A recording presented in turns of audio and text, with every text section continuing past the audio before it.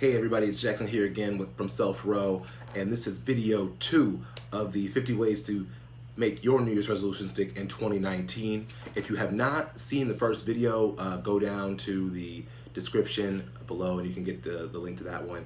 And if you haven't got the PDF download, it is also there as well. Again, this is the second review where I will go over numbers 11 through 20 of the 50 ways.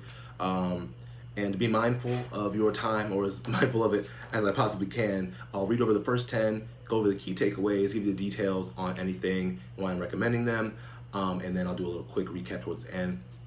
Again, full disclosure, some of the stuff I recommend here is an affiliate link or things that I could be making commission off of, but they are all things that I personally used and put my full weight behind and recommend. So that being said, let's get right to it. Number 11. Set a deadline. Number 12, make sure your resolution is doable long term. Number 13, try trial and error to find what works. 14, reevaluate every month. 15, focus on the process. 16, enlist your squad. 17, find a resolutions buddy. 18, join an online support group. 19, make resolutions public on social media, and 20, get daily inspiration. So the first thing that came to mind was focusing on the process. There's a TEDx talk that I had seen. The link to that is in the description. And the gentleman really talks a lot about what can you do today? What can you do tomorrow? What can you do this week? And making it so short term that the big goal is almost out of your head. When things are smaller and more digestible, there's something that you can control, your actions, your choices and stuff like that. It makes this process and this journey much more feasible.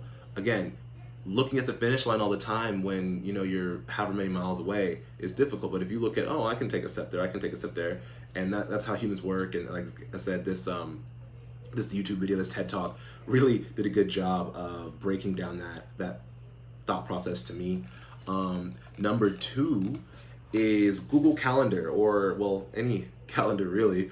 A handwritten one is really good. A dry erase board would be ideal, something that you could put on the wall. But I like using technology, so I have like notifications, reminders, etc. But whether you're more tactile or more tech-based, just using any calendar that'll help you track what you're doing each and every day to act as a reminder for you.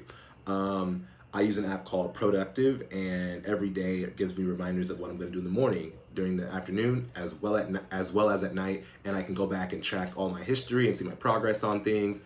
I also linked to a dry erase board that is super cool that I use on the wall there.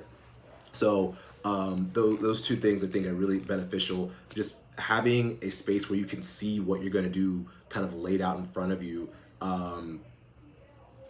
acting as a path or almost like a map on how you're going to get from point A to point B.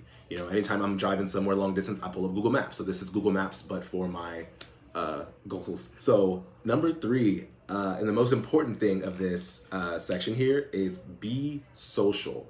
You're the average of the 5 people you frequent the most, and get around like-minded individuals, because if you don't have them in your lives, the people who don't understand what you're trying to accomplish, or the people who don't have that same mentality, they're unfortunately, even if they're your friends and family, they're going to be your biggest adversaries. They're going to be the ones who are the difference between your success and not saying that you can't do it without them or whatever, but you look at them as friends, you look at them as family, and you trust them and you believe in them, but they're also, unfortunately, a lot of the times the same people who are doing a lot of damage to your progress. So find some people who want to do what you want to do and who like what you want to do. There are plenty of groups out there, pages on Facebook and different social media platforms. You can utilize those. Grab some friends who are like-minded and doing well, people from your office, people from your church group, from wherever. If you don't have any friends or you don't know anyone who's actively trying to make themselves better, no problem. I've actually created a group specifically dedicated to the stuff that I'm going to be reviewing in this video and in the future ones too. So I'm also going to have all the future content heavily influenced by this group. That way I can provide value not only for you guys, but I can also get some value from what your ideas are and how you are accomplishing and succeeding in 2019. So there's also going to be daily inspiration between the Facebook page, Instagram, as well. So there's going to be posted at least twice daily in that category. So, you know, links to all those groups and stuff are down below. I hope you're getting value out of these tips, tricks, and tools like myself and many others have. This is an important way for me to practice paying it forward. So I hope you guys, like I said, getting value and stuff out of this. And, you know, do not forget to like, subscribe, follow, or comment. And I would love to be able to implement some of the information that you guys can provide as feedback. So I'll see you in the next video. Peace.